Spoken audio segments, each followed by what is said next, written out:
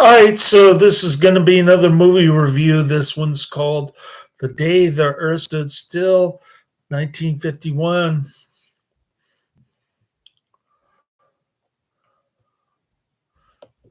This was a recommendation on my channel to check out 1950s science fiction films. I haven't seen this movie for 35 years, and I don't like it as much as when I was a kid or a teenager, whichever the case may be. I think I had a super big crush on Patricia Neal. She was also good in The Fountainhead, and that's the reason why I loved this movie when I was a teenager. Now that I'm looking at it, it does seem kind of hokey and contrived to me. I'm giving it 4 out of 5 stars. I don't think it's as great a film as I thought it was about 35 years ago. I guess I've changed over the years. The the movie poster looks cool, though. I like the movie poster. I'm not sure. Patricia Neal is not in the movie poster. They put a blondie in there. From outer space, a warning and an ultimatum. The Day the Earth Stood Still. Starring Michael Rennie, Patricia Neal, and Hugh Marlowe. It came from outer space. Hugh Marlowe. He's in a lot of these 1950 sci-fi movies. All right.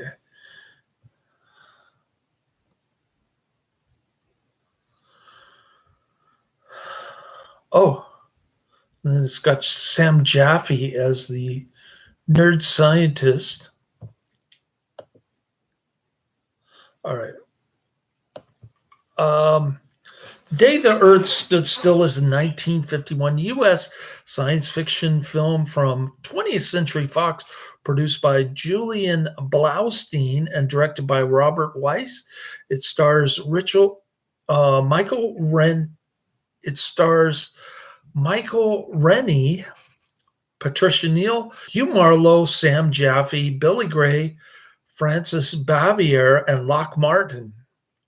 The screenplay was written by Edmund H. North, based on the 1940 science fiction short story Farewell to the Master by Harry Bates. The film score was composed by Bernard Herrmann.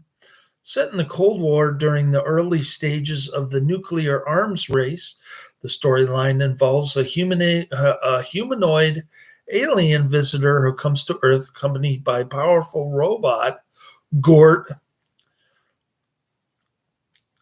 to deliver an important message that will affect the entire human race. In 1995, the film was selected for preservation in the United States National Film Registry as culturally, historically, or aesthetically significant. After a flying saucer lands in Washington, D.C., the U.S. Army quickly surrounds it. A humanoid emerges, and he announces that he comes in peace and goodwill. When he unexpectedly opens a small device, he is shot and wounded by a nervous soldier. A tall robot emerges from the saucer, and Gort quickly disintegrates the soldier's weapons. The alien orders the robot Gort to desist. He explains that the now broken device was a gift for the president of the United States that would have enabled him to study life on other planets. The alien Klaatu is taken to Walter Reed Army Hospital, which is where Donald Trump went when he caught COVID, I guess. I don't know. After surgery, he uses a salve to quickly heal his wounds. The army is unable to enter the saucer. Gort stands outside, silent and unmoving. Klaatu tells the president's secretary, Mr. Harley, that he has a message that must be delivered to all the world leaders simultaneously. Harley tells him that in the current world situation, This is impossible. Klaatu proposes that he spend time among ordinary human beings to better understand their unreasoning suspicions and attitudes. Harley rejects the proposal, and Klaatu remains locked in his hospital room. Klaatu escapes and he stays in a boarding house using the name Mr. Carpenter, adopted from a dry cleaner suit tag. Among the residents are young widow Helen Benson. Oh man, she is a knockout.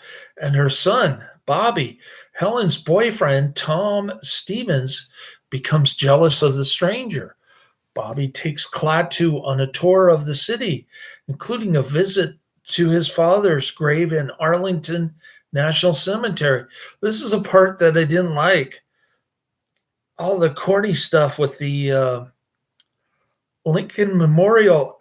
And I thought the ending was contrived too. Klaatu learns that most of the dead are soldiers killed in wars. They also visit the Lincoln Memorial, the low point of the movie, when Klaatu asks Bobby, who is the greatest living person? Well, it wasn't Lincoln. Bobby suggests Professor Barnhart. They visit the scientist's home, but he is out. Barnhart is like a Albert Einstein character. Klaatu sees that Barnhart's blackboard is covered with equations and attempt to solve the three-body problem. Klaatu adds to them, and after being discovered by the housekeeper, leaves his contact information. He said, you better not erase that.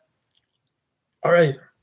We've got release date. Well, production company 20th Century Fox, color process black and white, distributed by 20th Century Fox. Release date September 18th, 1951. Running time 92 minutes. Budget of $995,000 and a box office of $1.85 million.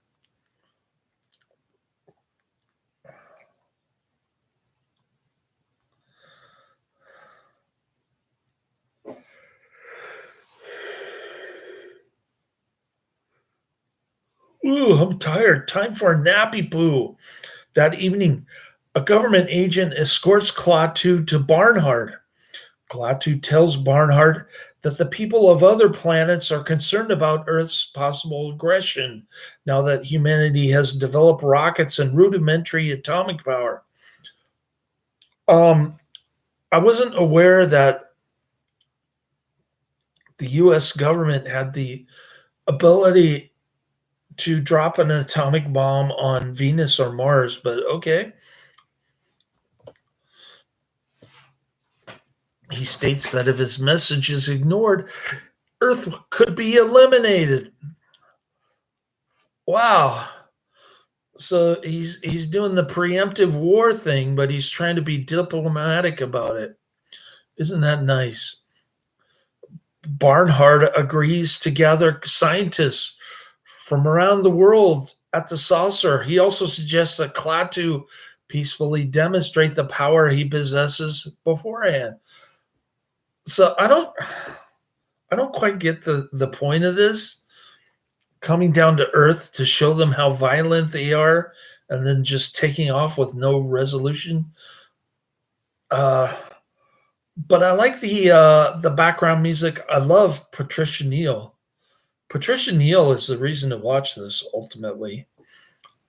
And we like 1950s sci-fi on this channel. If it was the German Flash Gordon TV show, then we might give it a little slack because it's on the low budget side. But we can't give this one slack because it's lamestream.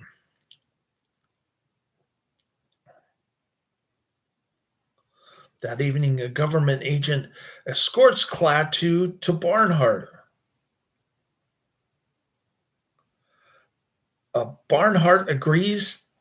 Oh, here we are. Okay, Klaatu returns to his spaceship, unaware that Bobby is following him. Bobby got his shoes sopping wet. Bobby watches as Gord knocks out two soldiers so Klaatu can re-enter the saucer. Bobby runs home and he tells Helen. She does not believe him, but Tom is suspicious. Ah, the Hugh Marlowe. The next day for half an hour, starting at 12 noon East Coast time, all electrical equipment on Earth ceases to function except for essential services such as hospitals and aircraft in flight. Wow, this alien's pretty smart. He knows how to get people's attention. I don't know what good it did, though. Klaatu learns that Bobby watched him the previous night. He visits Helen at work, reveals his mission, and asks that she not betray him. Helen asks Tom to keep Klaatu's identity secret, but he refuses to listen. Already in the process of alerting the military, Helen and Klaatu rush to Barnhart's home. They hope that Barnhart can hide Klaatu until the meeting that evening. Klaatu tells Helen that if anything should happen to him, she must go to Gort and say, Klaatu Barada Nikto. The army tracks them in their taxi. Klaatu is shot and killed, and his body is moved to a nearby police station cell. Helen rushes to the saucer, and she says Klaatu's phrase to Gord. That's the best scene of the movie right there. We love Patricia Neal on this channel. Gort retrieves Klaatu's body, and Gort revives him inside the saucer, though Klaatu tells Helen that his revival is only temporary. Helen departs the spaceship with Klaatu and Gort, joining Dr. Barnhart among the gathered scientists. Klaatu tells the scientists gathered outside that an interplanetary organization has created a police force of invincible robots like Gort. In matters of aggression, we have given them absolute power over us. Your choice is simple. Join us and live in peace, or pursue your present course and face obliteration. We shall be waiting for your answer. Okay. So I don't know how long they're going to wait for this answer, and there's no resolution to this. I thought the ending was disappointing. Anyways, Claude Rains and Spencer Tracy originally were considered for the part of Klaatu. There's a cool looking advertisement from 1951. Theater Del Mar, the place to go. Is there a force that can destroy?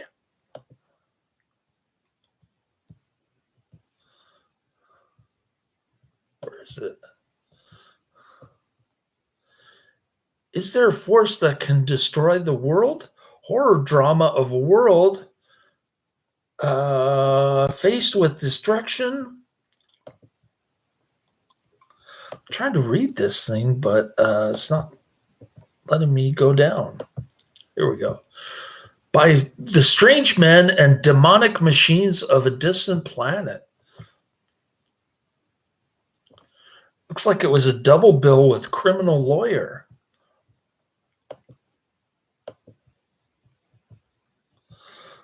All right. Nobody in the chat room? It's too early for Australian dudes. In 1995 interview, producer Julian Blaustein explained that Joseph Breen, the film censor installed by the Motion Picture Association of America at the 20th Century Fox Studios, balked at the portrayal of Klaatu's resurrection and limitless power. At the behest of the MPAA, a line was written to the script when Helen asks Klaatu whether Gort has unlimited power over life and death. Klaatu explains that Gort has only revived him temporarily. That power is reserved to the Almighty Spirit. of the elements that he added to Klaatu's character, screenwriter Edmund North said, "It was my private little joke. I never discussed this angle with Blaustein or Wise because I didn't want it expressed. I had originally hoped that the Christ comparison would be subliminal. That the question ever came up in an interview is proof enough that such comparisons did not remain subliminal, but they were subtle enough so that it is not immediately obvious to tell all viewers that those elements were intended to compare Klaatu to Jesus Christ, our Lord and Savior. When Klaatu escapes from the hospital, he steals the clothing of Major John Carpenter, giving him the initial JC. Carpentry was the profession the Bible says Jesus learned from Joseph, his father. His previous actions are misunderstood, and he is eventually killed by military authority. At the end of the film, Klaatu, having been restored to life, ascends into the night sky. Other parallels include his coming to Earth with a message for all mankind, his befriending of a child, possessing wisdom and specialized scientific knowledge beyond any human being, and people being given a sign of his power. At the very start of the film, one of the British radar technicians, upon observing the speed of Klaatu's spaceship, is heard to exclaim, "Holy Christmas!" Producer Julian Blaustein originally set out to make a film under the working titles of Farewell to the Master and Journey to the World, which illustrated the fear and suspicion that characterized the early Cold War and atomic age. He reviewed more than 200 science fiction short stories and novels in search of a storyline that could be used because his film genre was well suited for a metaphorical discussion of such grave issues. Studio head Daryl F. Zanuck gave the go-ahead for this project, and Blaustein hired Edmund North to write the screenplay based on elements from Harry Bates' 1940 short story Farewell to the Master. The revised final screenplay was completed on February 12, 1951. Science fiction writer Raymond F. Jones worked as an uncredited advisor.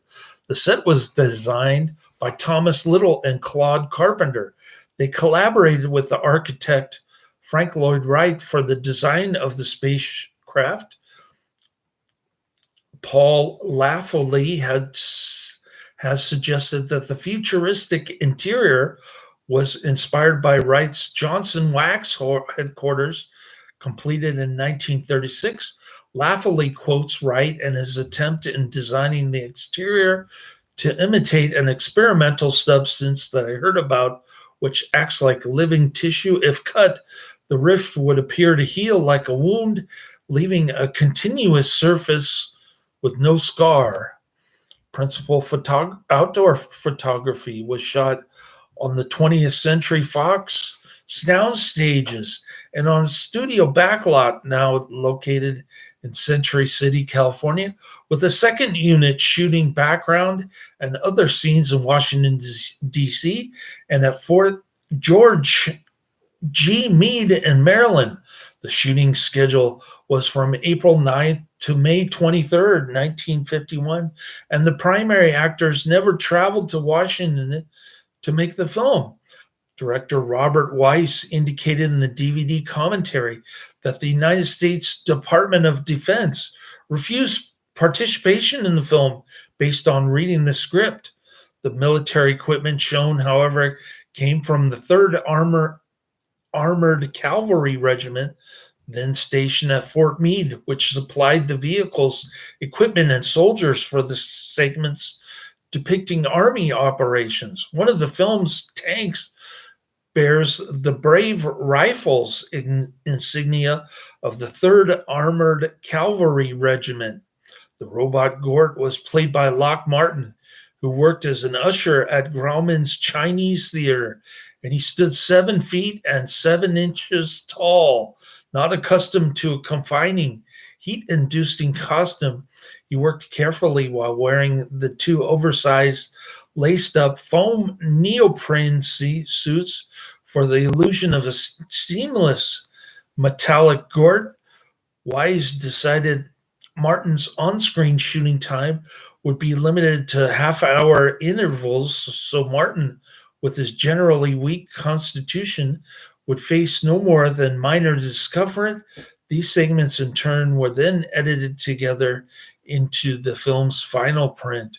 In a commentary track on DVD, interviewed by fellow director Nicholas Meyer, Wise said he wanted the film to appear as realistic and believable as possible to push the core message against armed conflict in the real world. The original title is The Day the World Stops. Blaustein said his aim was to promote a strong United Nations. This is a reason why we dislike all of the Abraham Lincoln United Nations nonsense in this movie. It irritated me when I saw Superman 4, but it didn't irritate me when I saw when I saw the Flash Gordon television show from Germany. The music score was composed by Bernard Herrmann in 1951 and is the first film score he composed after moving from New York to Hollywood. Herrmann chose unusual instrumentation for the film: violin, cello, and bass, all three electric. Two theremin electronic instruments played by Dr. Samuel Hoffman and Paul Schur. Two Hammond organs, Fox's Studio Wurlitzer organ, three vibraphones, two glockenspiels, marimba, tam-tam, two bass drums, three sets of timpani, two pianos, celesta, two harps, one horn, three trumpets, three trombones, and four tubas. We like the score on this one. Herrmann's advances in film scoring included unison organs, tubas, piano and bass drum, staggered tritone movement, and glissando in theremins, as well as exploitation of the dissonance between D and E flat, and experimentation with unusual overdubbing and tape reversal techniques.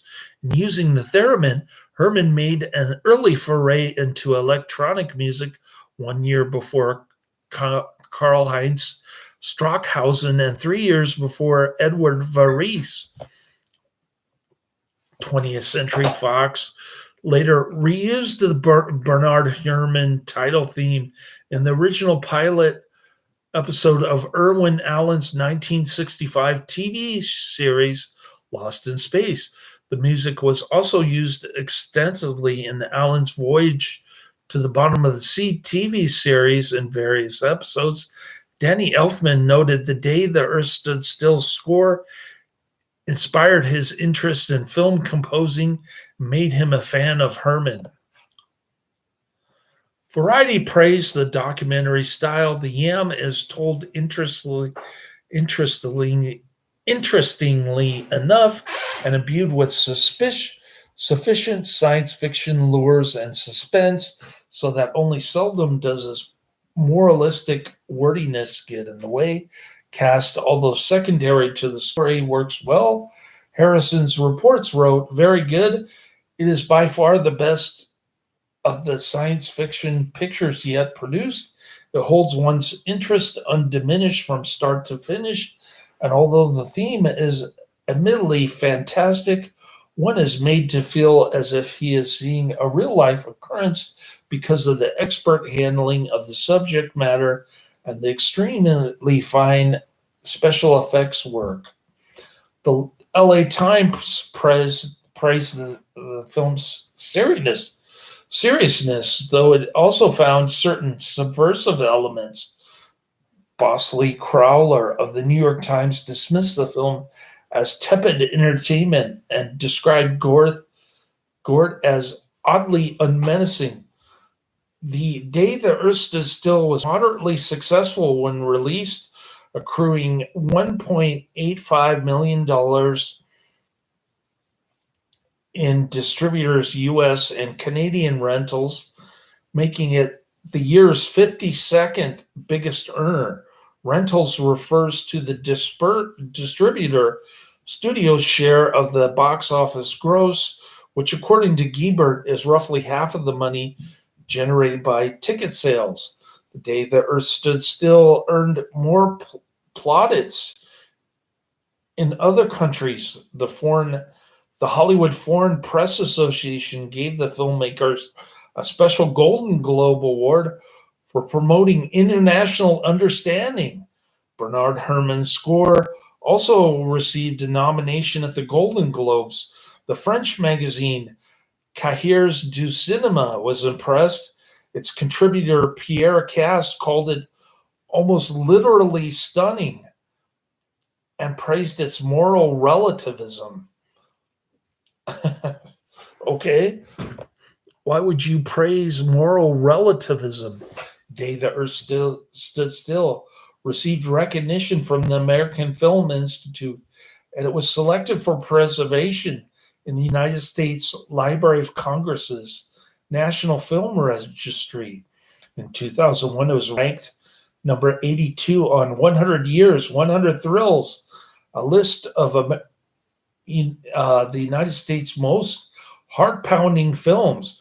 It placed number 67 on a similar list, 100 Years, 100 Cheers, a list of U.S. most inspiring films. In June 2008, the U.S. Film Institute revealed its top 10, the best top 10 films in 10 classic film genres after polling more than 1,500 people from the creative community. The Day the Earth Stood Still was acknowledged as the fifth best film in the science fiction genre. In 2004, the film was selected by the New York Times as one of the best 1,000 movies ever made. Ringo Starr brought the imagery of the film back into popular culture by using a modified scene of the ship and Klaatu for the cover of his 1974 album, Goodnight Vienna. Lou Cannon and Colin Powell believed the film inspired Ronald Reagan to discuss uniting against an alien invasion when meeting Mikhail Gorbachev in 1985. 2 years later, Reagan told the United Nations, "I occasionally think how quickly our differences worldwide would vanish if we were in fact facing an alien threat from outside this world." The film is playing in the opening scene of the first episode of Star Trek Strange New Worlds when Captain Pike refers to it as a classic. The Day the Earth Stood Still is now considered one of the best films released in 1951. The Day the Earth Stood Still is in Arthur C. Clarke's list of 12 best science fiction films of all time. The film holds a 95% rating at the review aggregator website Rotten Tomatoes based on 57 reviews, with an average rating of 8.1 out of 10, which is similar to what I'm giving it here. The consensus states, socially minded yet entertaining, The Day the Earth Stood Still imparts its moral of peace and understanding without didacticism. Tony Magistrale describes the film as one of the best examples of early techno horror. The film was dramatized as a radio play on January 4th, 1954, for the Lux Radio Theater.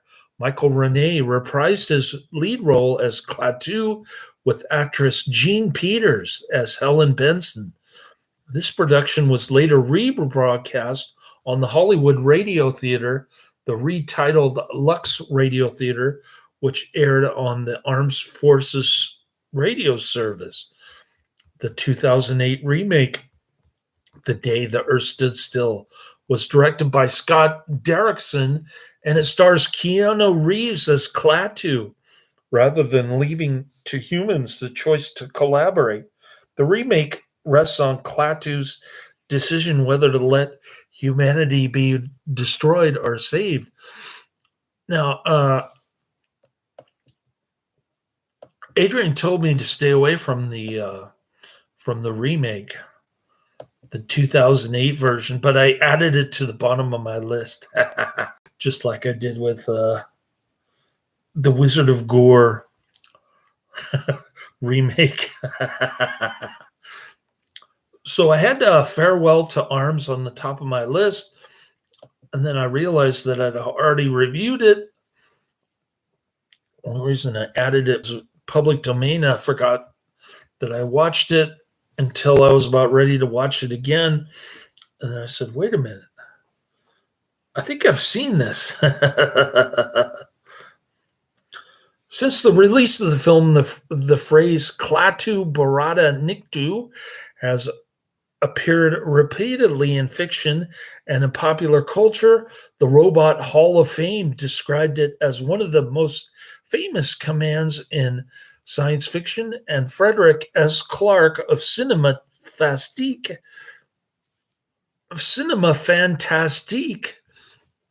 called it in 1970 the most famous phrase ever spoken by an extraterrestrial.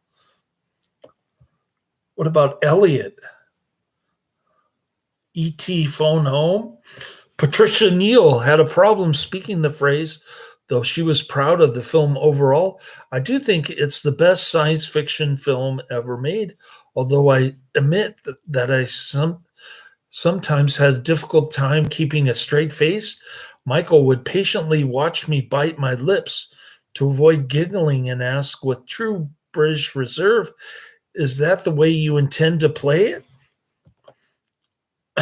Edmund H. North, who wrote The Day the Earth Stood Still, also created the alien language used in the film, including the iconic phrase, Klaatu Barada Nikto. The official spelling for the phrase comes directly from the script, and it provides insight as to its proper pronunciation. No translation was given in the film. Philosophy professor Aon J. Scoble speculates the famous phrase is a safe word, which is part of a fail-safe feature used during diplomatic missions such as the one Klaatu and Gorth make to Earth. With the use of the safe word, Gorth's deadly force can be deactivated in the event the robot is mistakenly triggered into a defensive posture. Scoble observes that the theme has evolved into a staple of science fiction, that the machines charged with protecting us from ourselves will misuse or abuse their power. Fantastic Films explored the meaning of Klaatu Barada Nikto in a 1978 article titled The Language of Klaatu. The article, written by Tona Lamarbe, who is listed as its alien linguistics editor, attempts to translate all the alien words Klaatu used throughout the film. In the article, the literal translation for Klaatu Barada Nikto was stop barbarism, I have death, bind.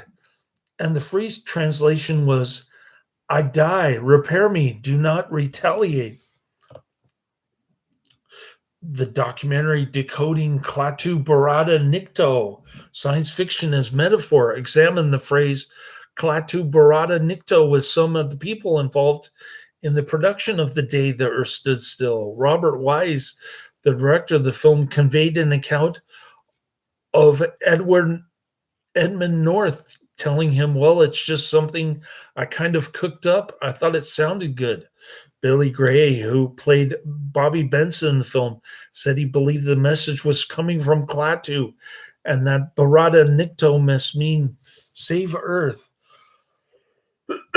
Florence Blaustein, widow of the producer, Julian Blaustein, said North had to pass a street called Barada every day going to work, and he indicated I think I know how that was born. The film historian Stephen J. Rubin recalled an interview he had with North when he asked the question, "What is the direct translation of Klaatu Barada Nikto?" And when Edmund North said to me, "There's hope for Earth if the scientists can be reached." Director Robert Weiss clearly remembered the phrase for when he was awarded the American Film Institute's Lifetime Achievement Award in 1997. He ended his acceptance speech with the phrase "Klada Barado Nikto," which tonight means "thank you from the bottom of my heart." All right, lots of stuff going on there. Mr. Mancian is in the chat room. He says, "Hi, hey there." Got a pumpkin avatar going. All right. This one gets a 7.7 out of 10 on IMDb. I'm rating a little bit higher, 8 out of 10. 87,000 ratings. 1951 rated G. So I think this is safe to watch with your family, unless you want them to avoid this for other reasons. There's that awesome movie poster again. 1 hour, 32 minutes. It is 3,793 on the popularity list, down 561. An alien lands in Washington, D.C., and he tells the people of Earth that they must live peacefully or be destroyed as a danger to other planets. Yeah. So, in other words, you either destroy all your nuclear weapons, or we're going to get the UN robots down on your planet to destroy you. That's basically what it is.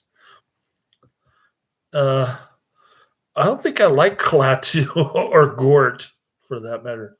More films like this: Forbidden Planet, The War of the Worlds, which I also have on my list, The Time Machine, which I hated, and Invasion of the Body Snatchers, which is a great Red Scare movie. I don't know if this movie is Red Scare. Lock Martin, the doorman at Grauman's Chinese Theater, was cast because of his nearly 7-foot height. However, he was not a physically strong man, and he could not actually carry Patricia Neal, so he had to be aided by wires in shots from the back. Patricia Neal is kind of big. I mean, she's skinny, but she's big. In the shots from the back where he's carrying her, actually a lightweight dummy in his arms. He also had difficulty with a heavy Gort suit and could only stay in it for about a half an hour at a time. Klaatu arranges to have the electromagnetic fields neutralized from 12 p.m. to 12:30 p.m. EST, yet is clearly broad daylight in every country in which people are struggling with inoperative devices. In Asia and the Middle East, it should have been nightfall during this time frame. Helen says, Gort, Klaatu Barada Nikto, Klaatu Barada Nikto. Crazy credits. Elmer Davis, H.V. Coulterborn, and Drew Peterson identified themselves when they were shown on screen. Radio personality Gabriel Heater is identified by announcer. This was edited into The Giant Claw in 1957. Here's a review on IMDb. That's a little bit lower than mine. This person gives it a 7 out of 10. And this comes from Movie Muse Reviews, dated September 2009. The title of the movie review on IMDb is "The First Science Fiction Film with a Very Clear Message." It's not unfair initially to dismiss The Day the Earth Stood Still as sci-fi pulp from an era full of it, but the film's anti-war message, given the Cold War context it was released in, makes it nothing short of a classic. Its commercial exterior, featuring posters with the space robot, pales in comparisons to the social diplomatic values it preaches at its core. Sure, it's not all that suspenseful or riveting for the science fiction, but it represents one of the top pop culture films to reflect important moral values. Like what? You either get rid of your weapons of mass destruction, or we will annihilate you and your planet. How is that anti-war? Borrowing from the lucrative UFO alien movies before it. TD Test begins with a flying saucer landing in the Washington Mall and producing an alien with a human appearance named Klaatu, played by Michael Rennie, and his robot protector Gort, a goofy-looking man in a shiny suit with the ability to disintegrate anything with a beam from his eye. For starters, Klaatu is greeted by military bullets that destroy a gift he intended for the president that would give us the ability to study life on other planets. That's the example of a strict satirical tone taken by writer Edmund H. North based on the short story by Harry Bates. Despite humorous special effects and the cheesy running and screaming you see in pulp alien invasion movies, TDTESS manages to expose many of our flaws, including our fear of the unknown and our propensity to resort to violence. It warns of the dangers of nuclear energy and outwardly scorns war. In the beginning years of the Cold War, such a message getting out of the public is an accomplishment that must be lauded. TDTESS isn't only good for its messages, though it certainly is what makes the film stand out. Renee is a terrific Klaatu. He is intriguing, friendly, but also very frank, winning our sympathies, but still convincing us of his otherworldly nature. The relationship he develops with the young Bobby Benson, Billy Gray, is the film's most interesting subplot, next to Klaatu helping a scientist out with an equation that will lead to interplanetary travel. Rarely does a film become a classic solely because of its message, but TDTESS certainly does. It's so frank, but speaks such an undeniable truth that in the form of cheaply made science fiction resonates in a way that straighter films can't. That's the beauty of the genre and why TDTESS is its first classic. I think I like This Island Earth better. That's just my personal preference. But Mr. Mansion says hi there and nothing else to say. Nobody else in the chat room. So let's go to my list here. All right. First on the list is Showdown in Little Tokyo. I mentioned why I had to delete A Farewell to Arms. Showdown in Little Tokyo is number one right now. And that movie is from 1991. Then we've got The War of the Worlds from 1953. It's very similar to The Day the Earth Stood Still in terms of 1950 science fiction movies.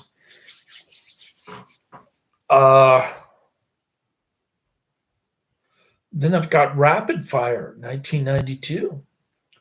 So those are my next three. Thanks for checking out my channel, Mr. Mansion. Laters.